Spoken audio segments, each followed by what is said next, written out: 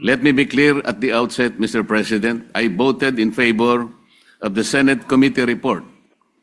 I supported our Senate version because it reflected hours of rigorous scrutiny during committee hearings and plenary debates, where we collectively tried to correct the mistakes of the past, particularly those that plagued the 2025 budget and the corrupt and rotten system that gave birth to and proceeded from it.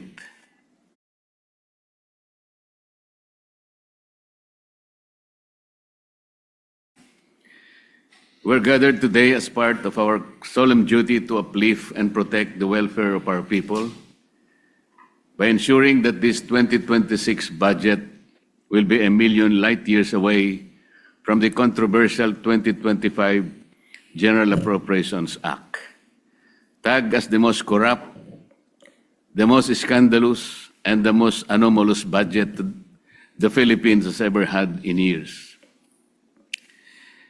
Mr. President, my no vote is anchored on concrete audit findings, fiscal patterns, and policy distortions surrounding various financial assistance programs or ayudas. I may not be part of the bicameral conference committee, but I have faithfully participated in scrutinizing critical aspects of this budget. From the committee hearings, sinamahan natin ang napakasipag nating chairman of the Finance Committee, Senator Sherwin Gatchalian, hanggang sa isa lang na dito sa plenaryo ang committee report. However, come the bicameral conference committee deliberations, tila bumalik sa dating forma ang mga alokasyon na maingat nating binantayan. I commend the move of both houses in acceding to the call of the people to have a transparent and open bicameral conference, and in giving the largest allocations to education, health, and agriculture as mandated by our Constitution. Yet, despite these praiseworthy actions, it seems that we have let our guards down in deterring provisions prone to abuse and political patronage. Mr. President, I am not against helping the poor. I have always fought for them. The state has the constitutional duty to assist vulnerable sectors in pursuit of social justice. But after decades of pouring billions into short-term assistance, we cannot deny that the current system of socio-economic interventions is not lifting out our people from poverty. It is merely managing it, and poorly at that. From the start, I have repeatedly expressed my position on the proliferation of ayuda programs. No matter how noble our intentions are, Mr. President, the outcomes fall short of what we envision. After years of pouring billions into short-term assistance, the hard truth remains. The lives of our people are not improving. Worse, the number of Filipino families who consider themselves poor continue to rise. The data are unmistakable, Mr. President. The September 2025 Social Weather Station survey revealed that 50% or at least 14.2 million Filipino families consider themselves poor, 1% higher than the 49% previously recorded just 3 months earlier. In 2024, the annual average for self-rated poor families stood at 57%, while both 2023 and 2022, the average was 48%. Even more alarming, as of November 5, 2025, about 22% of Filipino families experience involuntary hunger, going hungry with nothing to eat, at least once in the past 3 months, the highest level recorded since 1998 outside the pandemic. Mr. President, these are not abstract statistics. These are lived realities. And they beg the question, if ayuda is working, why are more Filipinos continue to be hungry and poor today? AIX, MAIFIF, TUPAD, samut-sari na ang naimbentong dagdag na listahan ng mga ayuda. Iba't ibang termino rin ang nagagamit. Ngunit patuloy lamang itong naabuso at nagagamit pampolitika. At hindi ito haka-haka lamang, Mr. President. Ang Commission on Audit na mismo ang nagsabi, noong 2024 COA Audit Report, binatikos ang 4.157 milyong AIX disbursements na inilabas kahit kulang ang mga dokumento. Ilang DSWD field officers din ang nag-ulat ng mababang utilization rates. Non-compliance sa payment schedules at weak validation ng mga beneficiaries, creating serious risks of overestimated targets and improperly screened recipients.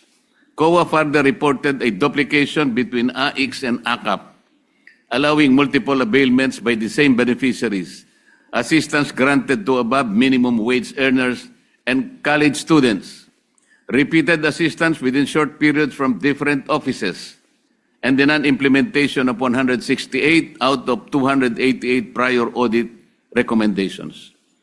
Yet here we are again. The Bicameral Conference Committee has finished off with the greater budget for the AYUDA programs, including an additional 4.8 billion for AIX, bringing the total to 63.9 billion.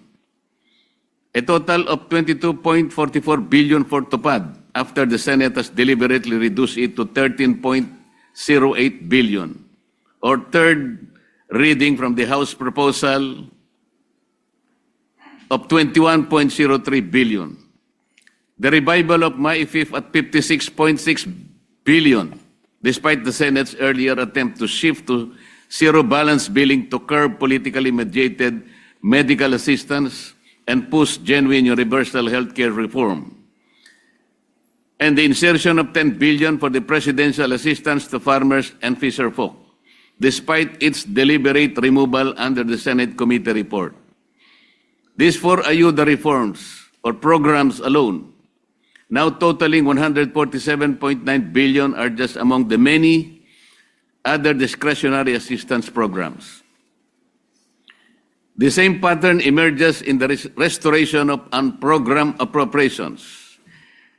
After initial assurances that these standby funds would be scaled back, the Bicameral Committee reversed its course and restored unprogrammed appropriations to 243.4 billion, even higher than the House-approved level, as far above the Senate's reduced version of 174.55 billion. This is recklessness. Mr. President, when we place massive increases in AYUDA and standby funds side by side, a troubling picture emerges. We are expanding both the soft channels of political patronage and the fiscal backdoors that allow them to be financed, all while claiming to pursue reform and discipline. This is impunity. Mr. President, other countries show us that assistance can be productive and empowering. Vietnam, for example, focuses on livelihood-enabling support, such as boats and fuel subsidies for fisherfolk, rather than endless cash handouts that foster dependency. Yet, in this bicameral report, we doubled down on unprogrammed funds and lump sum assistance instead of redirecting resources toward long-term solutions for food security, jobs, education, and healthcare systems. The Philippines can take it a notch higher by enhancing the implementation of our electricity lifeline rate. Senate Bill number 63, one of my priority bills, Mr. President, aims to exempt all households consuming 200 kilowatt hours of electricity or less. A median of about 1,750 pesos for 5.5 households will only cost the government an estimated 115 billion pesos per year. This provides for a more transparent and targeted assistance for qualified individuals. It should be pointed out that under the 2025 GAA alone, Sir President, 194 billion worth of AYUDA was set up for the beneficiaries of PORPIS, MAIP, AIX, TUPAD, and ACAP. Senate Bill 63 can lead the way for the re-evaluation of these programs in the future and hopes for lesser reliance on these unviable interventions.